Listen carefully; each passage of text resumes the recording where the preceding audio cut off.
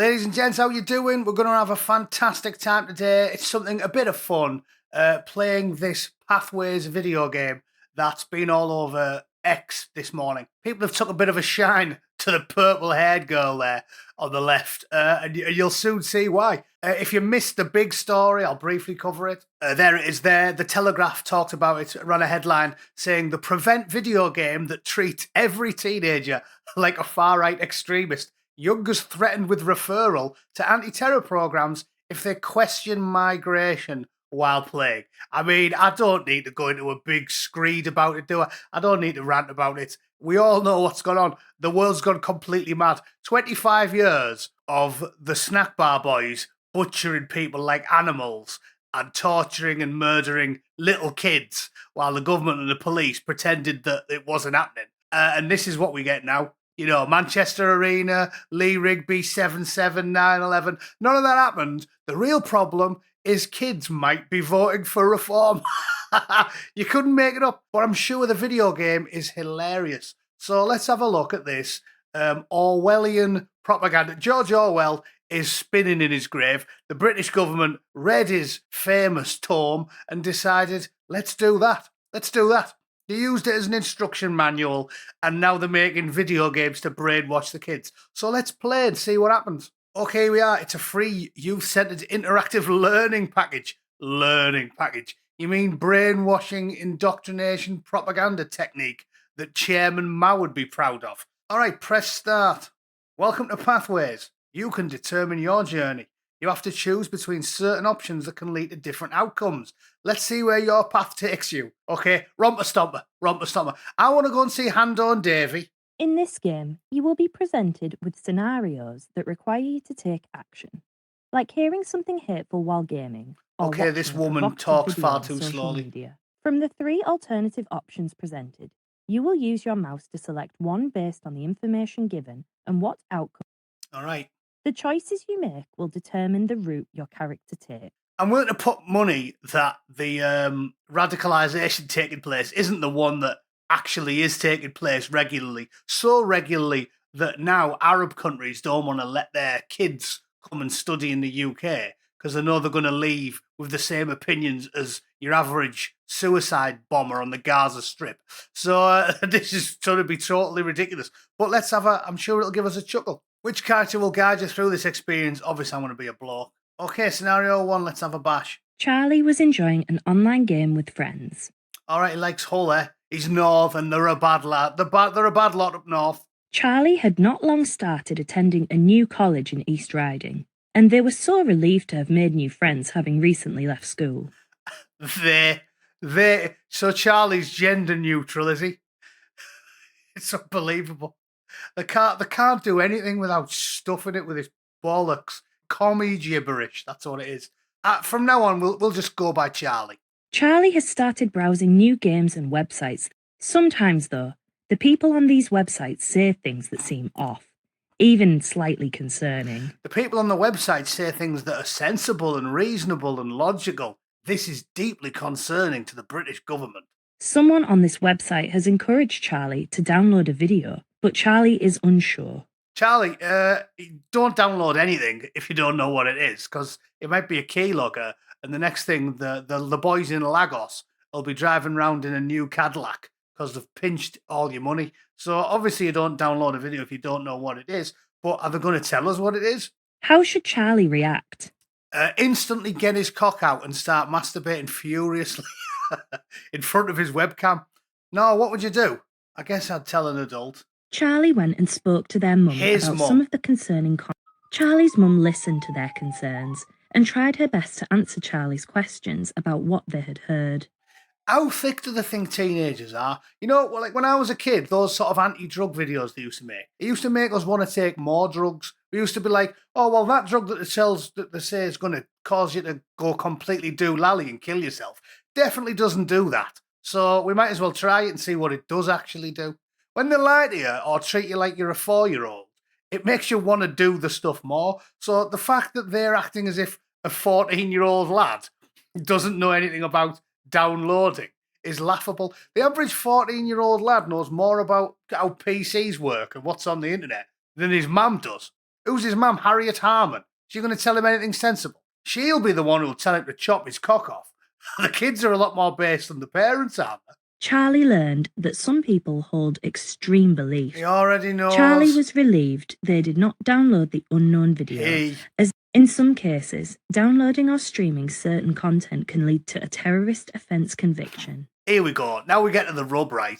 What they're trying to do here is convince kids that almost anything can get you locked up. So they want them terrified to join these online spaces where people say things like, maybe the Prime Minister's a wanker. Maybe the Home Secretary is very sympathetic towards suicide bombers. Maybe the Ukrainian rent boys that attacked the Prime Minister's house, all three of them, probably shouldn't have had his address. Yeah, maybe there's some questions to answer. They want to convince these kids that if you go anywhere near anything that questions the narrative, you should probably go to prison. They want them scared, which is not a good relationship to have with the government, is it? You don't want to be terrified of your own government. But that's what they want. They want the kids to be afraid of them. Charlie is receiving an important grade on a piece of work they submitted for their hospitality course at college. Hang on. A hospitality course at college. So Charlie's like, what is he, 18? Charlie's a grown-ass man, but we're treating him like he's a proper monk.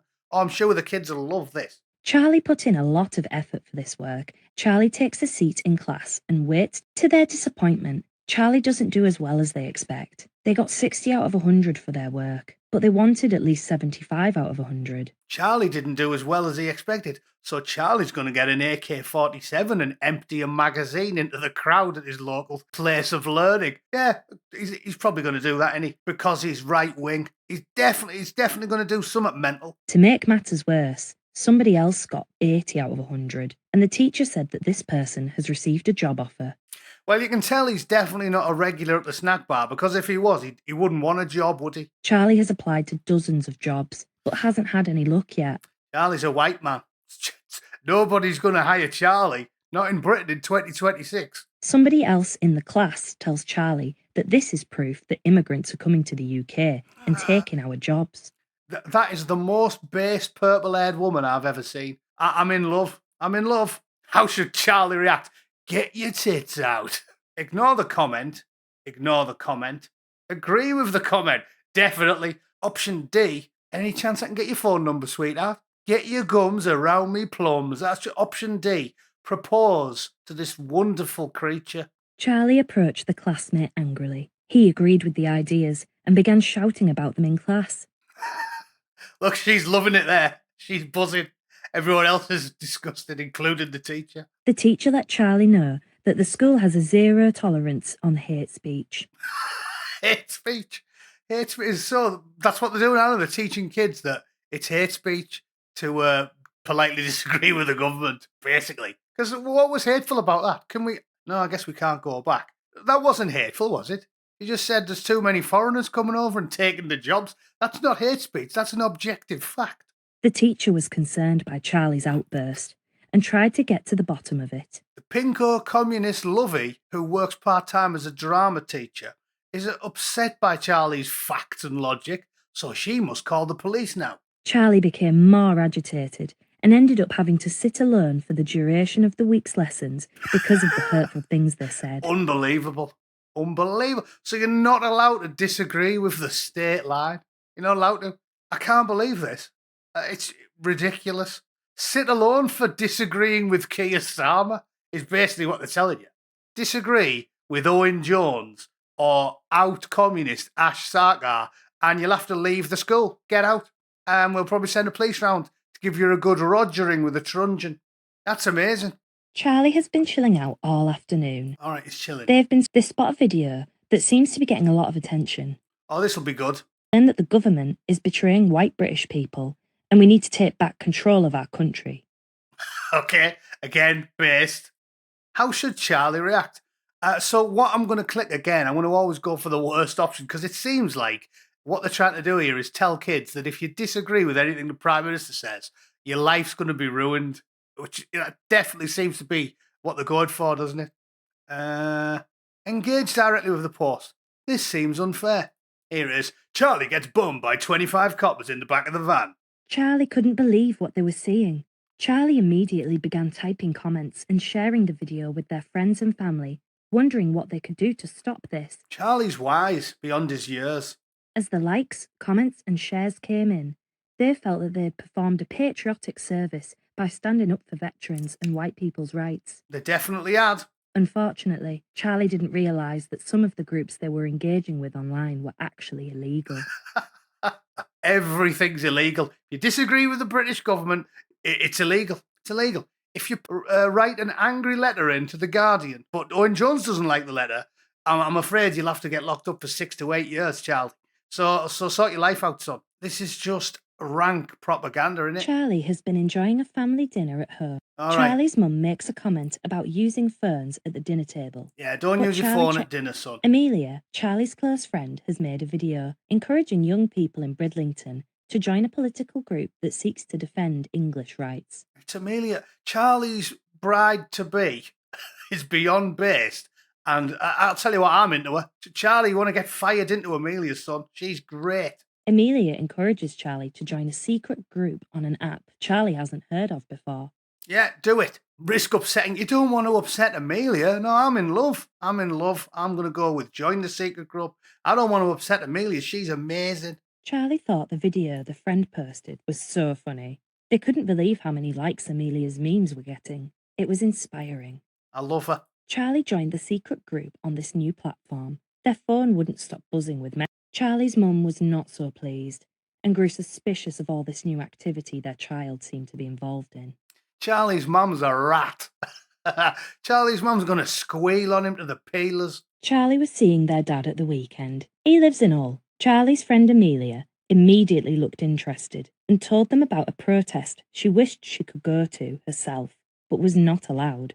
Amelia spoke of a gathering that had been organised by a small political group. They would come together and protest the changes that Britain has been through in the last few years and the erosion of British values. Yeah, Amelia said, you know what, Charlie? When 250,000 girls get diddled by foreign men, I don't think that's a good thing, no. And Charlie said, very sensible, you delicate flower. Amelia talked about the banners and the pickets that her friends had made for the events and expressed a real regret that she could not go. Charlie has nothing to do this weekend, and a protest sounded like an interesting thing to take part in. Got out on, Charles. You've got nothing to do, Charles. Get yourself there, son. Gotta go. Amelia, I don't want to upset Amelia. I tell you what, if I keep going to these protests, she's going to be all over me like a rat. You'll have to beat her off with a shitty stick, Charles. Charlie decided this would be a good use of their time. Considering all the things they had seen and heard over the last few weeks, Brilliant. It would be good to express their feelings about it with like-minded individuals. They went home and made a banner to take with them to the protest. Look at the banner. It's just two swords on a flag. Charlie arrived at the protest and was swept up by the atmosphere. It was great to see so many people there. Here we go. Now we get to the good bit. Charlie didn't realise that disagreeing with the state was highly illegal, and he would shortly be in a local prison getting rogered by Tyrone, the Jamaican yardie. Everything was going well until Charlie almost became involved in a fight by accident. Oh, here we are. Here's Thatcher's puppets to kick the shit out of him. The police saw they were part of a group and took their details. Charlie was frightened by this, not knowing if their parents... All right, let's go to the last one. Charlie gets 25 years hard labour. Charlie thought about all the difficult choices they had needed to make. Some of their choices had led to changes in friendship, and the teacher had noticed this and decided to reach out. The teacher's a wanker. The teacher sat with them and talked openly and frankly about the ideology that Charlie... The teacher reassured that Charlie had made the right decisions. Charlie realised that if they had chosen to engage with these harmful ideas, the consequences would have been very different. What if Charlie had made more harmful choices? Charlie accepted they may need support. Charlie's teacher made a prevent referral, and they were able to provide tailored support for Charlie. So after those milquetoast choices, Charlie needs a prevent referral, does he? Really? You're not going to do anything about the 400,000 foreigners that were used as anchor babies or happen to be born in the UK, despite the fact the parents share the exact same DNA? Yeah, that's what we're talking about. You don't want to do anything about those 400,000 people with British passports that openly support Al-Qaeda. Don't want to do anything about them. Yeah, the ones who went into the pop concert and blew a load of women and kids up. The ones who go into dance classes and stab little girls in the face. No, we're not worried about them. The real ones we need to give prevent referrals are milquetoast white lads who are a little bit concerned about kiddie fiddlers. Makes loads of sense, doesn't it? They began a workshop that helped them learn how to engage positively with ideology and the differences between right and wrong in expressing political beliefs. Charlie received counselling to help them process the other events in their life. Congratulations on completing all the scenarios. Amazing. It was decided that Charlie was at borderline risk of radicalisation, given their proximity to it. Radicalization, because he talked to a purple-haired bird at his college. Charlie engaged in various activities through Prevent. They started taking up new skills and hobbies and made new friends. Charlie decided to join a new group called Hando's Crew. They also started receiving extra support at college to ensure they had someone to talk to openly about ideological thoughts. Ideological thought. Isn't it weird? If you're like a far left extremist, if you're as far left as you can possibly go, like Ash Sarkar, and you go on television and you say, I'm literally a communist, you idiot. That's not ideological, apparently. Communism isn't an ideology, no. It's just in everyone and it's great. But if you're like Charlie and you even consider the fact that maybe the British government's made 25 years of bad decisions, you're definitely having ideological thoughts. There we go. What is the Prevent process? Tell me. Call me Prevent gibberish. is a referral programme operated by the Home Office in partnership with local services. It was set up in 2003 as part of legislation responding to the 9/11 terror attack in the USA. Yeah. And then, for bizarre reasons that no one with two brain cells to rub together can understand, it was hollowed out by ideologues in the British government and the civil service and directed towards white kids. Think of that. How many white kids called Charlie were involved in the 9/11 terror attacks? What ideology was behind the 9/11 terror attacks? Why is none of the Prevent strategy now? The whole point of it being set up was post 9/11, and now they appear to be using all of that infrastructure and money and resources to stop white kids called Charles from possibly disagreeing with the Prime Minister. Think of that. That's because that's what they've done. The overarching aim of Prevent is to stop violent extremism. Look at that. Stop violent extremism, and not a single beardy weirdy is on the image there. Look, not a single one of them. Violent extremists don't look like that. Well, Shammy begs. You get a couple of the women with them daft things on their heads who agree with them, but they don't tend to blow themselves up. The primary issue with, let's see, everyone involved on 9/11, everyone involved on 7/7, everyone involved in all of the major attacks, Charlie Hebdo, the Madrid train bombings from Brussels to Berlin. They didn't look like that. They didn't look like any of them people. They were brown blokes with big beards. That's what they looked like. So, but apparently Prevent is not interested in preventing those people. So what's the point in Prevent? From happening within our communities. Prevent works on the basis that any ideology can be harmful. I'll stop you there. It shouldn't work on the basis that any ideology can be harmful. First of all, you're lying because you're not acting as if far left, extreme left, the furthest left you can possibly go ideologies are harmful.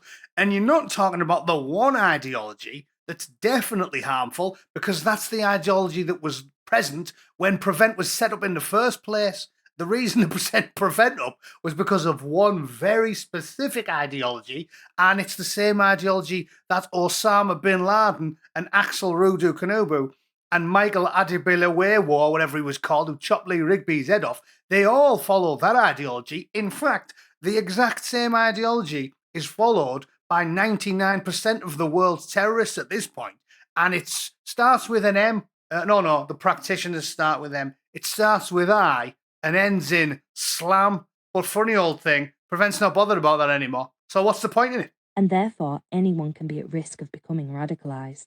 The programme seeks to identify cases of extremism before any violent acts are committed, and it does so by addressing difficulties vulnerable individuals may be experiencing. Again, where's the beardy weirdies? Where's the beardy weirdies? Why is the blonde copper talking to the clean-shaven white kid? What's going on here? And helping them overcome it. Okay, we'll stop there. So we've watched enough. Right, I'll answer the question for you. Prevent isn't important and should be immediately cancelled. Cancelled, defunded. Like I said, we need to pull the police apart, dig them out root and branch. Same needs to go for prevent. It's now not worth the paper it's printed on. It was set up to combat one very specific ideology, the snack bar one, and it isn't anymore. Now it's focusing entirely on white kids who disagree with Starmer. And how many casualties have they caused in the last 10 years? How many? Any? Have there been any major terror incidents caused by white lads called Charles? No. But they do follow the ideology that Prevent's not interested anymore. So to sum up, Prevent isn't important and they should get rid of it. And that is just state mandated propaganda that's focusing on the non-problem, which is people disagreeing with the government. It's a disgrace. Prevent needs to be defunded, cancelled and got rid of because it's not worth a wank. And the next strategy shouldn't be called Prevent. It should be called Snack Bar. Destroy the snack bar. That's what the next one should be called. And we don't have to make video games with little blonde and brown-haired white kids talking about, oh, maybe I should go to a protest with my friend Amelia and focus 100% on the actual problem, which is the religion of very, very many pieces, destroying the Western world whilst promoting incest. Okay, that's it. Prevent isn't important. Get rid of it. I'll put a link down there if you're bored and you want to look for some alternative paths for Charles there. Knock yourself out. And if anyone finds any criticism of the Snack Bar Boys or a single image of a beardy weirdy, please let me know because it doesn't look like it's on there to me. All right, thanks for tuning in. I'll see you all tomorrow. Cheers.